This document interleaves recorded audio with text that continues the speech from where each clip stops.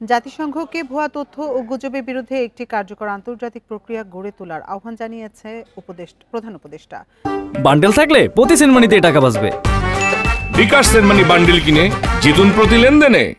রাষ্ট্রীয় অতিথি ভবন যমুনায় ইউনেস্কোর বাংলাদেশ প্রতিনিধি সুশান ভাইস এবং সাংবাদিকদের নিরাপত্তা বিভাগের সিনিয়র প্রকল্প কর্মকর্তা মেহেদি বেঞ্চেলাহ এর সাথে বৈঠকে এই আহ্বান জানান তিনি।